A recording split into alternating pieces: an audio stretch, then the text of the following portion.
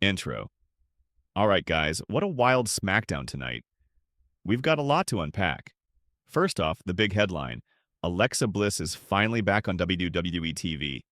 She made her return as Zelina Vega's mystery tag partner, which, let's be honest, none of us saw coming. Alexa Bliss returns. They took a totally unexpected route bringing her back, teaming her with Zelina to face off against Chelsea Green and Piper Niven.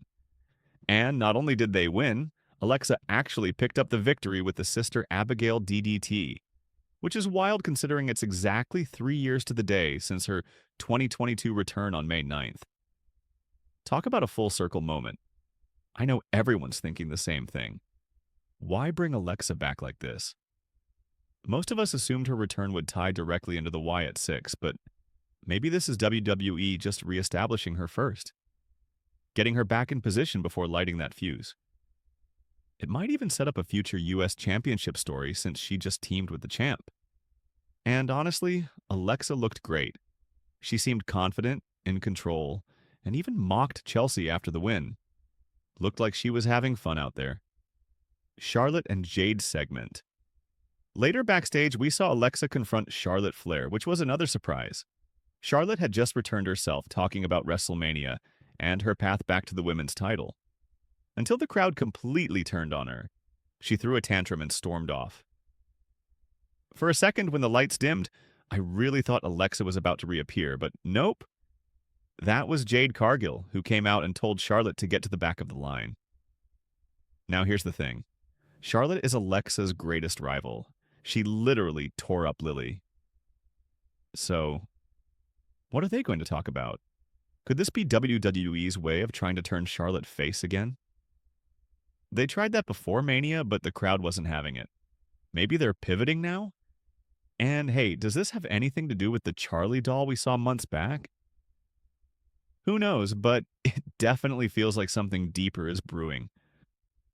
Also worth noting, reports from late last year hinted Charlotte was due for a darker character shift. Back then, the Wyatts had just left TV, and Alexa was set to return. So, maybe this is WWE finally picking that back up? Tag team and fatal four-way build.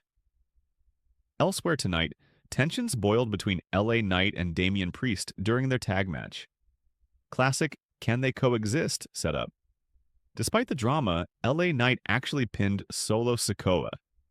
But then Jacob Fatu ran wild, laying everyone out, until Drew McIntyre came in with a massive claymore to close it out.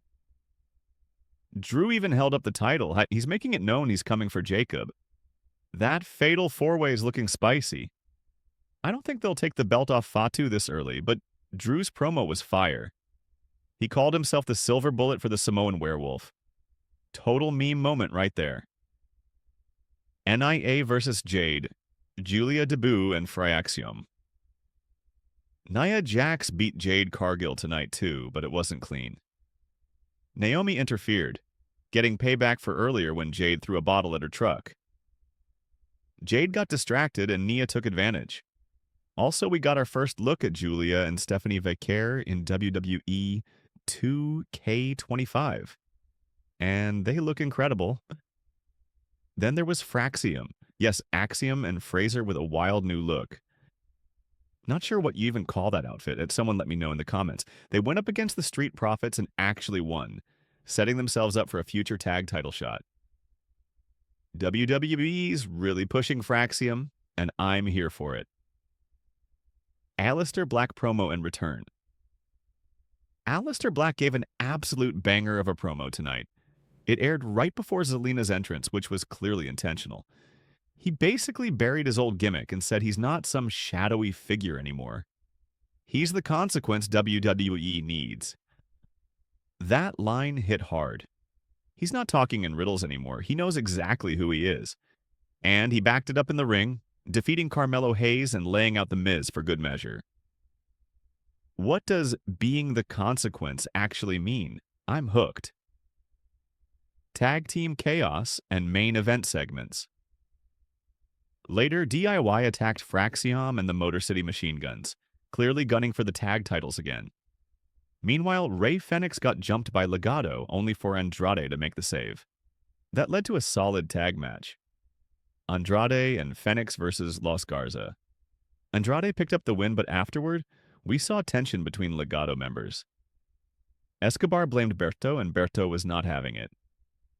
Feels like a split is coming. John Cena's return and Backlash tease. Finally, the main event segment. John Cena returns, just a day before defending the WWE title against Randy Orton. A fan even threw a beer bottle at him during his entrance. Wild. Cena went full savage mode, saying our childhoods die tomorrow when he beats Randy. He even brought up Orton's 2006 drug test. Yikes. Then a hooded figure, supposedly Orton, jumped Cena but got laid out.